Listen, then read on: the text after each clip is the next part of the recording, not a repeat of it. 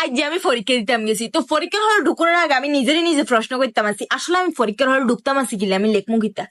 পরে আমার মনে পড়ে গেছে, আরে আমার লগে তো একটা বই, এটা তো চাইছে লিখেলাম, সানের ভিতরে তো আমি এক্সপার্ট। হলে ঢুকি যেন লগের গাড়ি দেখছি সেরা সুরুত বালাস, তার মানে হাইপো।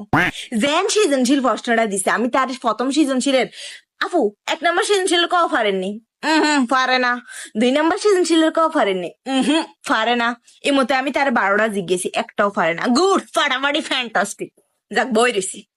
তো সেই একটু পরে আমার জিজ্ঞায় উদ্দীপক বানানটা কই দিতে না হেরবেননি। আমি তার দিকে এমনি রে নিলাম, তারপর আমি আমার আল্লাহর দিকে রে নিলাম। আমি কইলাম উদ্দীপক বানান প্রশ্ন তাছে স্থান, আমি রিডিং পড়তে পারিনি, আমি তো আপনার আশায় এসেছি। আমার আশায় কেউ পরীক্ষার হলে আইছে, এটা শুনি আমি কুমার জানগি লইছিলাম, স্টক করম লইছিলাম আমি, যে আমার আশায় কেউ পরীক্ষার হলে আইতে পারে, এটা কেমনে সম্ভব। ফেল কি তা বই চাল লাগে এটা।